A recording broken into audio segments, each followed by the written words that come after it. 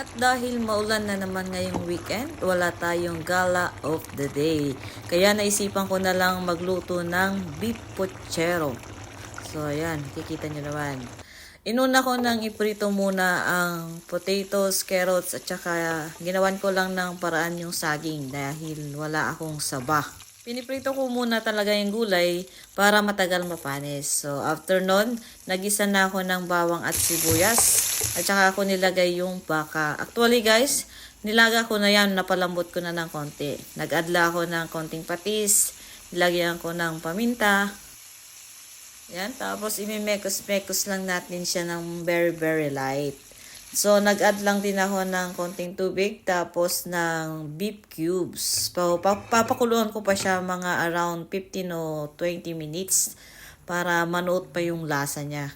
After nating masimmer na mga 20 minutes, nag-add na ako ng tomato sauce. Tapos, inilagay ko na yung prinito natin na carrots at patatas. Yun, tapos halo-haloin lang natin siya ng very light. At ito talaga ang magpapasarap sa ating puchero. Nag-add lang ako ng konting pork and beans. At isisimmer uli natin siya mga around 5 minutes ulit. Tapos nag-add lang ako ng konting sugar, pambalanse ng lasa. After 5 minutes at alam mong okay na sa'yo yung lasa, so, ilalagay na natin yung iba pang mga gulay. So, inuna ko munang ilagay yung beans.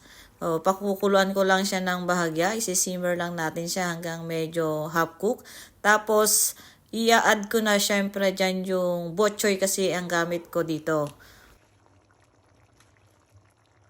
At dahil may nakita akong repolyo sa rep, so dinagdag ko na lang din siya sa ating puchero.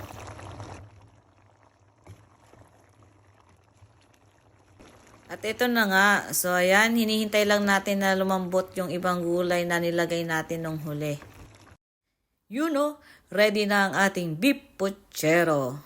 So alam ko naman natakam ka sa ating ulam of the day, kaya ano pang hinihintay mo? Subukan mo na rin magluto ng ganito. Dahil panigurado ko, mapaparami na naman ang kain pag ganito.